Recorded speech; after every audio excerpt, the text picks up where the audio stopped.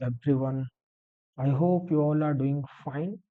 आज हम लोग रिट्स को कवर करेंगे कि ये रिट्स होता क्या है, इनके कितने टाइप्स होते हैं, कितने स्कोप होते हैं। हर एक जो भी टाइप ऑफ रिट्स, जो ये हमारे पांचों रिट्स हैं, इनमें सुप्रीम कोर्ट का क्या रोल है, हाई कोर्ट का क्या रोल है। सो अगले 10 मिनट में, नेक्स्ट 10 मिनट्स, आपकी ये सारे कंफ्यूजन, सारे डाउट्स आपको मैं क्रिस्टल क्लियर कर दूंगा। सो रिट्स को समझने के लिए सबसे पहले मुझे थोड़ा सा आपको एक पृष्ठभूमि देना पड़ेगा, इसका एक बैकग्राउंड। सो एक थोड़ा सा बैकड्रॉप आपको मैं दूंगा इस रिट्स से रिलेटेड कि ये रिट्स है क्या। तो अगर मैं आपको सीधी सी सिंपल सी भाषा में बोलूं कि ये रिट्स है क्या, तो रिट्स का शाब्दिक अर्थ होता है ऑर्डर। कि किसी को ऑर्डर देना या किसी को ऑर्डर पास करना इज सिंपली अ रिट। ठीक है। अब जो ये रिट आया, तो ये क्यों आया था, रिट्स को क्यों हमारे संविधान में लागू किया गया था? इसका कारण था कि आप सबको पता है कि हमारे जो फंडामेंटल राइट्स है आर्टिकल 12 से 35 तक जो मेंशन्ड है, उस फंडामेंटल राइट्स को अगर हम लोग सिक्योरिटी नहीं दे सकते, हमारा संविधान उसे सिक्योर नहीं कर सकता, तो वो प्रिवेंटिव हुआ ही नहीं। And if fundamental rights are not preventive, अगर fundamental right has to be preventive and if it is not preventive, it is of no use. तो फंडामेंटल राइट को प्रिवेंटिव रखने के लिए ये रिट्स लाया गया। और रिट्स में कुछ राइट्स सुप्रीम कोर्ट को दिया गया है, कुछ स्पेशल राइट्स हाई कोर्ट को दिया गया है। वो सब आज हम लोग इस पांचों रिट्स के थ्रू पढ़ेंगे। सो बेसिकली रिट्स 5 प्रकार के होते हैं और ये पांचों नाम जो देख रहे हैं, ये लैटिन वर्ड। ये हम लोग लैटिन से इन पांचों शब्द को हम लोगों ने अपने संविधान में लिया है। इसमें पहला है हीबस कॉर्पस। ये जो हीबस कॉर्पस है, ये सबसे इंपॉर्टेंट रिट समझ लीजिए, या यूं समझिए सबसे पावरफुल रिट हेबियस कॉर्पस है। पावरफुल रिट, इन पांचों रिट में जो सबसे पावरफुल रिट है उसका नाम है हेबियस कॉर्पस।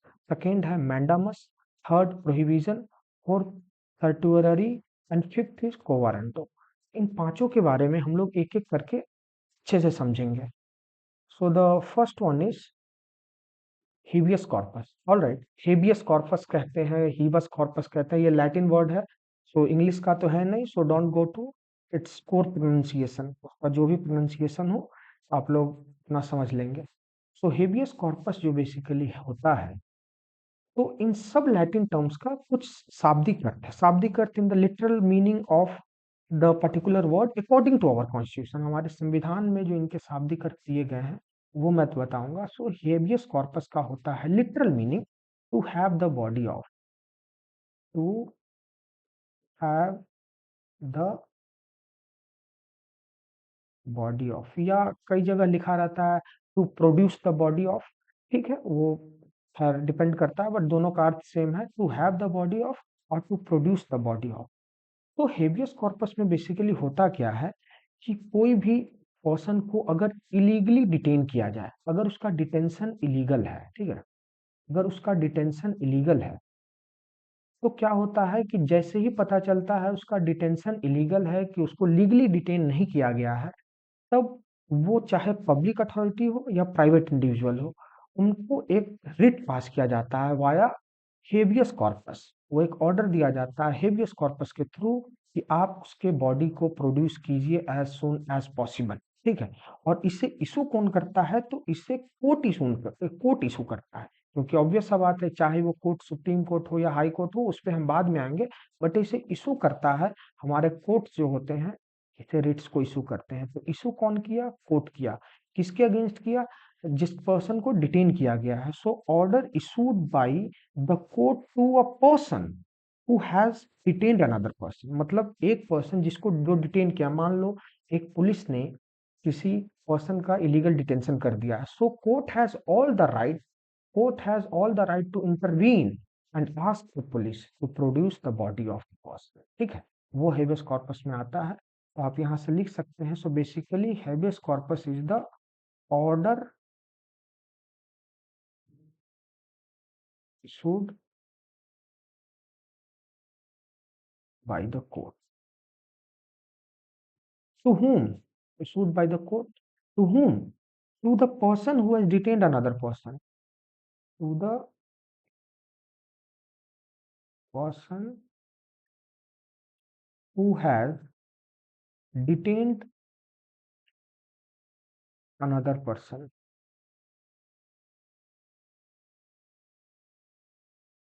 और अगर डिटेंशन इलीगली हो तो इस केस में ये हेबियस कॉर्पस बहुत पावरफुल हो जाता है, ठीक है।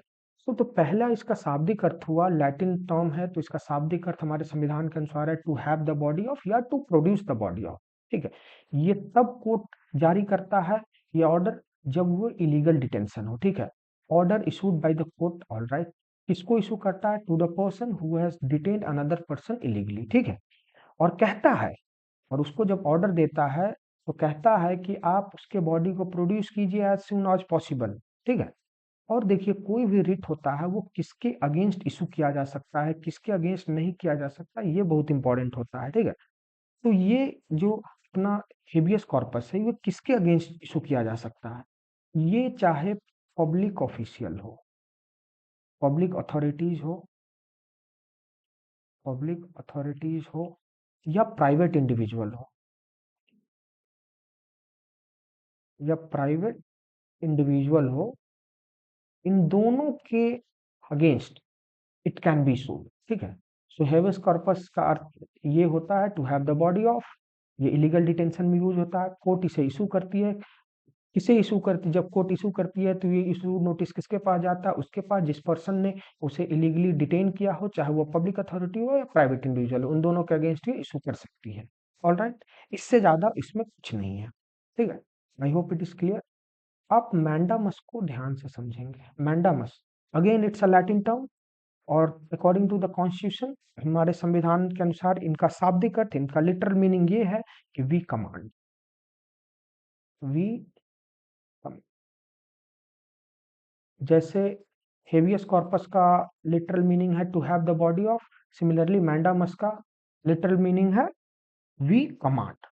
अब कमांड किसे इशू किया जाता है, किस केस में इशू किया जाता है, इस चीज को आप ध्यान से समझेंगे कि कमांड इसो मैंडामस में बेसिकली होता है, जो कमांड होता है वो issued by a court, obviously court से ही होगा, to a public official asking him to perform his official duties. जैसे इसमें क्या होता है कि कोई भी गवर्नमेंट अथॉरिटी हुआ, ठीक है, ये specially private individual public authorities को ही सिर्फ, एक मिनट, पब्लिक अथॉरिटीज के अगेंस्ट इशू किया जा सकता है। किसी किसी भी तरह का पब्लिक बॉडी हुआ, वो कॉरपोरेशन हो, इंफीरियर कोर्ट हो, ट्रिब्यूनल हो या गवर्नमेंट हो, ये सब पब्लिक अथॉरिटी के अंदर आ गया। मतलब किसी तरीके का पब्लिक बॉडी, चाहे वो कॉरपोरेशन हो या इंफीरियर कोर्ट हो या ट्रिब्यूनल हो या फॉर दैट मैटर गवर्नमेंट हो, ये सब इस पब्लिक अथॉरिटी के अंदर आ गया, उनके अगेंस्ट इशू किया जा सकता है। तो ये कमांड कब इन पब्लिक अथॉरिटीज के अगेंस्ट इशू होता है? जब पता चलता है कि ये पब्लिक अथॉरिटीज जो हैं अपनी ड्यूटी को परफॉर्म करने में फेल हो गए हैं, या अप टू द मार्क जो उन्हें डिसाइडेड है वो नहीं कर रहे हैं, तब ये मैंडामस इशू किया जाता है by the court.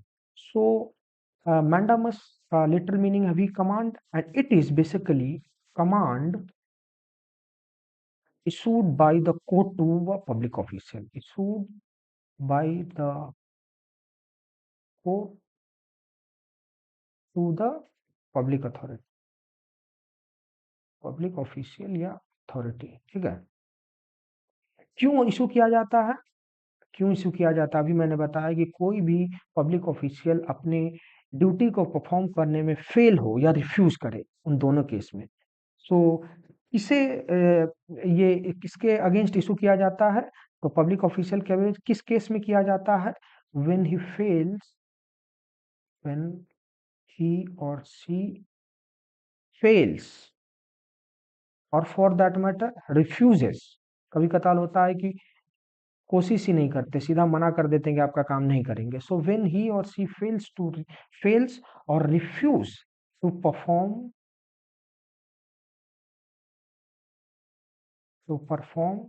There respective duties, ठीक है।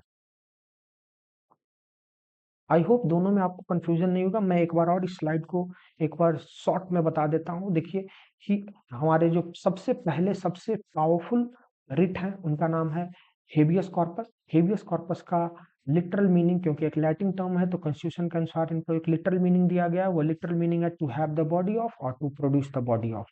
किस केस में बॉडी को प्रोड्यूस करने की बात कह रहा है? जब उसका डिटेंशन इलीगल हो। और डिटेंशन इलीगल कौन कर सकता है? चाहे वो पब्लिक अथॉरिटी हो वो भी कर सकता है इलीगल डिटेंशन, प्राइवेट इंडिविजुअल हो वो भी कर सकता है। इसलिए इन दोनों के अगेंस्ट ये रिट इशू किया जा सकता है। और ये ऑर्डर जब ये रिट जब इशू होता है कोर्ट के द्वारा तो किसे दिया जाता है? उनको दिया जाता है जिसने उस पर्सन को डिटेन किया है, चाहे वो पब्लिक अथॉरिटी हो या प्राइवेट इंडिविजुअल हो। Same comes with mandamus. Mandamus का लिटरल मीनिंग होता है we command according to the constitution. और ये किसके अगेंस्ट इशू किया जा सकता है? तो ये इशू किया जा सकता है only against public authorities, not against private individual like habeas corpus. ये बेसिकली है कि ये एक तरह का कमांड है जो कोर्ट के द्वारा पब्लिक ऑफिशियल्स को दिया जाता है। इसमें पब्लिक ऑफिशियल्स कौन कौन आ जाएंगे? तो वो किसी भी तरीके का पब्लिक बॉडी हो या कॉरपोरेशन हो या इंफीरियर कोर्ट हो या ट्रिब्यूनल हो या for that matter lower government, ठीक है, उन वो सब पब्लिक ऑफिशियल के कैटेगरी में आएंगे। कब इशू किया जाता है मैंडामस? तो जब कोई भी पब्लिक ऑफिशियल अपने ड्यूटी को परफॉर्म करने से रिफ्यूज कर दे या उसको में फेल कर जाए, तब उनके अगेंस्ट ये मैंडामस इशू किया जाता है। All right, I hope it is crystal clear. तो the next one is prohibition. अब आपको मैं इसलिए यहाँ पे प्रोहिबिशन और सर्टोररी इनको मैं साथ में रखा हूँ क्योंकि इनमें एक थिन लाइन है। आप इस स्लाइड को बहुत इंपॉर्टेंट से समझना क्योंकि इसमें एक थिन लाइन है। और थिन लाइन इतना थिन है कि आपको एग्जाम में अक्सर आप कंफ्यूज हो जाओगे, ठीक है। तो सबसे पहले मैं as usual, again it's a Latin term, we have borrowed from Latin and incorporated in our constitution. तो इनका हमारे संविधान के अनुसार इनका शाब्दिक अर्थ है टू फॉरबिड। अगर आप ध्यान दें तो प्रोविजन अमूमन इंग्लिश टर्मिनोलॉजी में भी बहुत यूज होता है जिसका कुल मिला के अर्थ यही होता है किसी चीज को प्रोहिबिट करना, किसी चीज को फॉरबिड करना। अब आप इसमें ध्यान रखिए कि प्रोहिबिजन सबसे पहले किसके अगेंस्ट इशू हो सकता है। जैसे मैंने आपको पिछले स्लाइड में बताया कि हेबियस कॉर्पस है वो पब्लिक इंडिविजुअल के अगेंस्ट भी और प्राइवेट इंडिविजुअल के, सॉरी, पब्लिक ऑफिशियल्स के अगेंस्ट भी, प्राइवेट इंडिविजुअल के अगेंस्ट दोनों यूज हो सकता है। मैंडामस मैंने बताया उसमें प्राइवेट इंडिविजुअल के अगेंस्ट नहीं हो सकता है, तो वो सिर्फ पब्लिक ऑफिशियल्स के अगेंस्ट हो सकता है। सिमिलरली प्रोहिबिजन है वो किसके अगेंस्ट यूज हो सकता है? तो वो सिर्फ जुडिशियल या क्वासी जुडिशियल मतलब सेमी जुडिशियल अथॉरिटीज जो है, so can be issued against, किनके अगेंस्ट? तो जुडिशियल या क्वासी जुडिशियल। क्वासी मतलब होता है सेमी, ठीक है।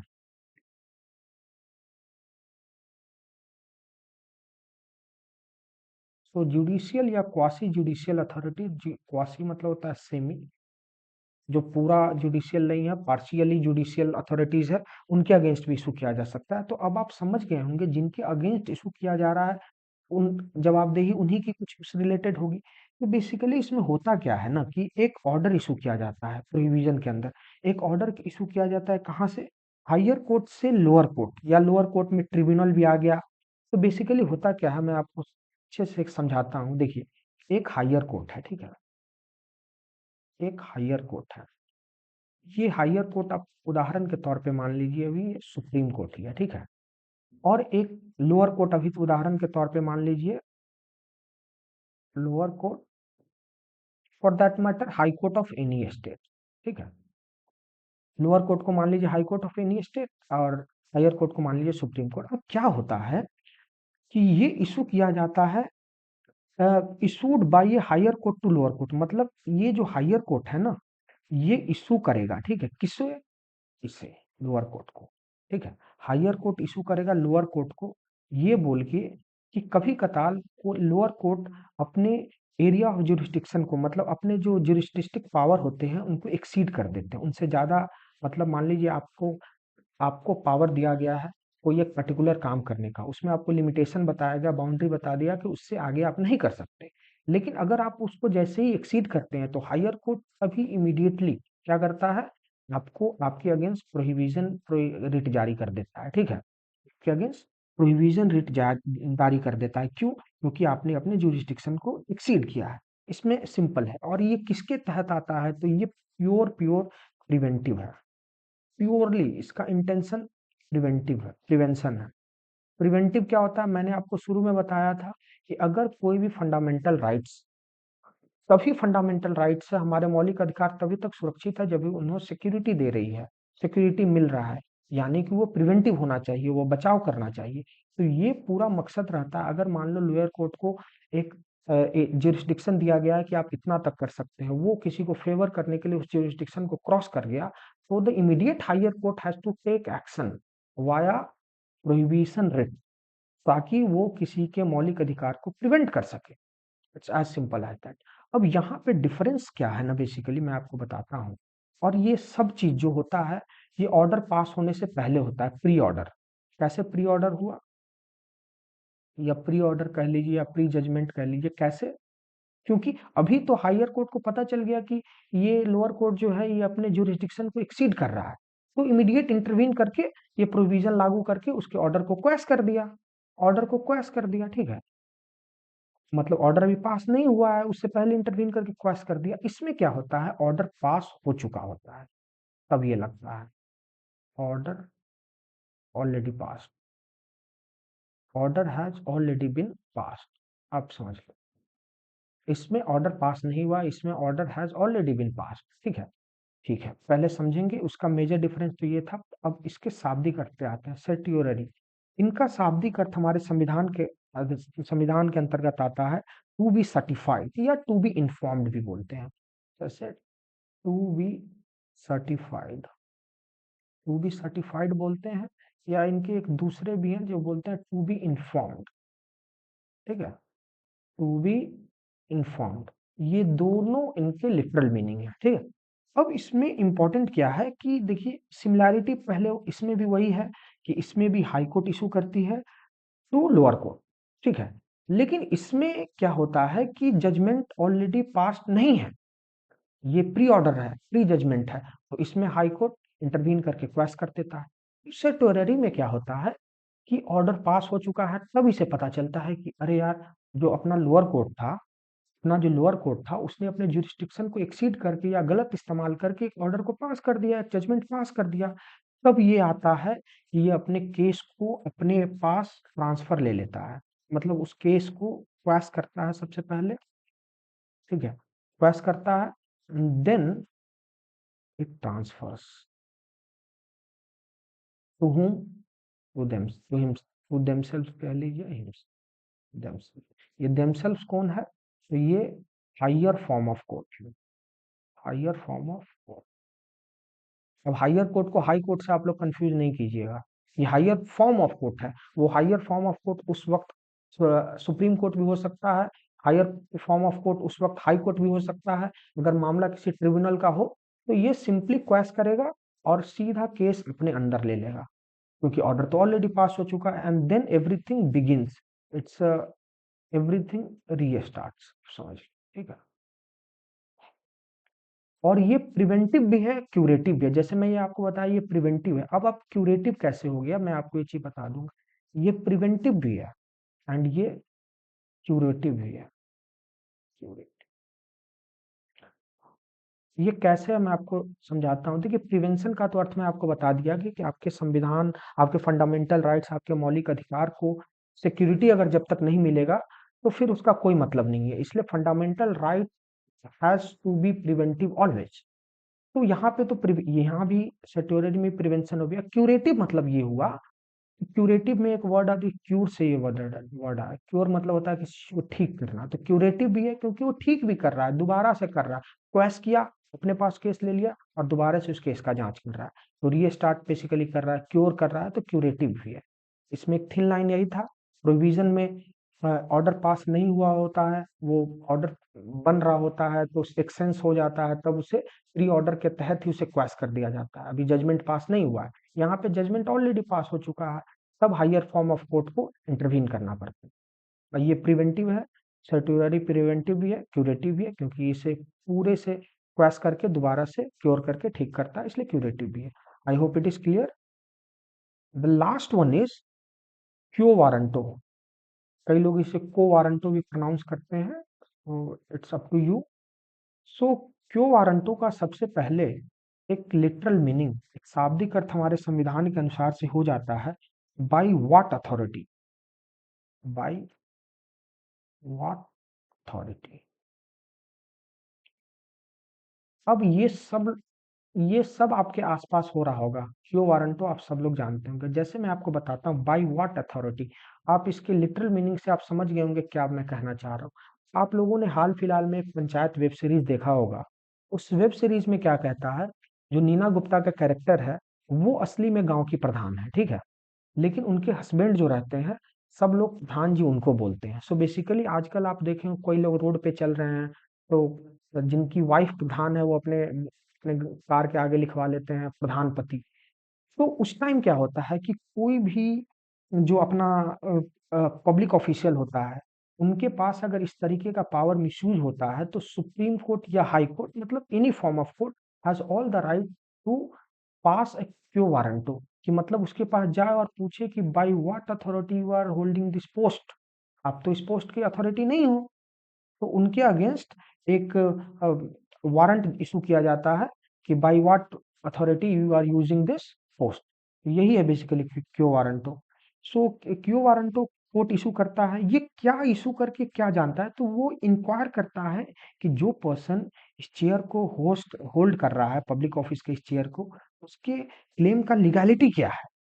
कि मतलब क्लेम का लीगैलिटी क्या है, कि मतलब आप कह रहे हो आप प्रधानपति हो, क्लेम कर रहे हो, उसका लीगैलिटी क्या है, क्या आप सचमुच में हो, क्या सचमुच में नहीं हो। तो कोई भी रिट जो होगा कौन इशू करेगा, तो इशूड बाय द कोर्ट, ठीक है। तो सिमिलरली क्यो वारंटो को भी कौन इशू करेगा, इशूड बाय द कोर्ट, ठीक है, issued by the court. Issued by the court किसके लिए, तो to inquire into the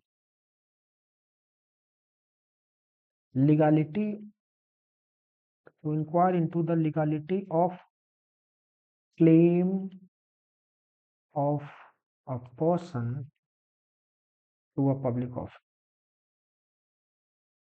to a public office, ठीक है।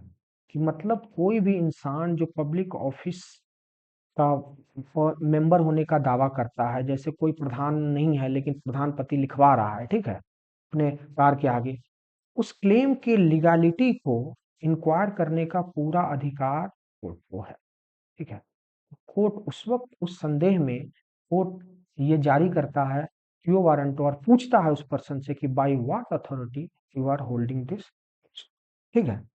तो ये भी इशू किया जा सकता है ओनली अगेंस्ट, क्योंकि प्राइवेट अथॉरिटी कुछ भी लिखे does not matter, so it's all can be issued against public officials, ठीक है।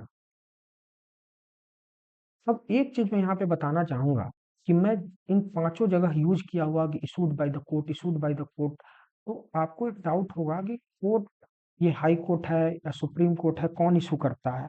ये एक मतलब अमूमन नेचुरल सा सवाल है कि ये सुप्रीम कोर्ट इशू करता है या हाई कोर्ट इशू करता है, ये रिट तो हो गया, एक ऑर्डर है, ठीक है, लेकिन इशू कौन करता है। तो मैं आपको शॉर्ट में बता दूंगा, हालांकि ये एक दूसरा टॉपिक है, बट मैं आपको एक शॉर्ट में थोड़ा सा बता दे रहा हूँ कि देखिए, इन सभी रिट को, इन सभी ऑर्डर को सुप्रीम कोर्ट को भी अधिकार है इशू करने का, हाई कोर्ट को भी अधिकार है। सुप्रीम कोर्ट का अधिकार जो है वो आर्टिकल 32 में मेंशन्ड है, और हाई कोर्ट का जो अधिकार है ये आपको आर्टिकल 226 में मेंशन्ड है, ठीक है। ये आर्टिकल 32 में मेंशन्ड है, ये आर्टिकल 226 में मेंशन्ड है। कहा जाता है, ऐसा क्यों कहा जाता है मैं आपको बताऊंगा, कि जो writ issuing power of supreme court है ये थोड़ा नैरो है। Writ issuing power of supreme court थोड़ा नैरो है, और ये थोड़ा ब्रॉड है। मतलब कि जो एक, ये समझो आप, एक एक्सेप्शन हो गया कि जो हाई कोर्ट के पास जो रिट इशू करने का पावर है वो थोड़ा सुप्रीम है, वो ब्रॉड है, उसके पास बहुत रेंज है, लेकिन इनके पास स्कोप बहुत कम है। क्यों कम है, ये एक अलग मुद्दा है, मैं आपको आगे बताऊंगा। फिलहाल मैं इससे रिलेटेड एक चीज और ऐड कर देता हूं कि हम लोगों ने बात किया कि ये रिट कब कब इशू किया जाता है, कितने प्रकार के हैं, कौन इशू करता है, ये सब हम लोगों ने ध्यान दिया। लेकिन इसमें सबसे इम्पोर्टेंट ये आ जाता है कि रिट क्यों इशू किया जाता है, ठीक है। रिट क्यों इशू किया जाता है, तो रिट तब इशू किया जाता है जब हमारा फंडामेंटल राइट्स किसी भी तरीके से वायलेट हो रहा हो, तभी रिट इशू किया जाएगा।